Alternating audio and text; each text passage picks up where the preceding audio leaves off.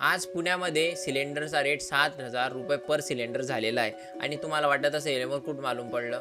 तर कसं आहे, माझ्या एक ओळखीचा चहावाला आहे, तर त्याने मला सांगितलं की भाऊ म्हणे आज म्हणे मी ₹7,000 एक सिलेंडर आणलेलं आहे. तर हे सिलेंडरच्या क्रायसिसमुळे काय होतं आहे, हे मेस वगैरे बंद पडत आहे आणि त्याच्यामुळे काय होतं आहे, मुलांच्या लाईफवरती जास्त इम्पॅक्ट होतो. जे बॅचलर्स मुलं राहतात इथे आणि जे फॅमिली सोबत राहत आहे त्यांना पण होतोच आहे. बट जे मुलं बॅचलरमध्ये राहत आहेत त्यांना ते मेसवर डिपेंडंट आहे आणि मेसेसचं काय होतं की सगळ्या मेस बंद होत आहे. आता शिवाजीनगरमध्ये चालू आहे आमच्या इथे, बट चिंचवड वगैरे साईडला तर मेसेस बंदच होत आहे आणि मग काय होतं, मायग्रेशन होतं आहे. जे मुलं जिथून आलेले होते ते परत तिथे शिफ्ट होत आहे, म्हणजे घराकडे जात आहे.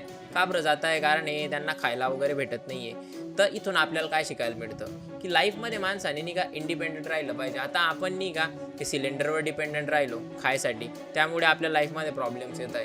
तसं आहे, आजचा फुकटचा सल्ला असा आहे की लाईफमध्ये तुम्ही इंडिपेंडंट राहिलं पाहिजे, कोणत्या गोष्टीवर डिपेंडंट नाही राहिलं पाहिजे. तर सल्ला फुकटचा आहे पण मोलाचा आहे, लक्षात ठेवा. दंडवत.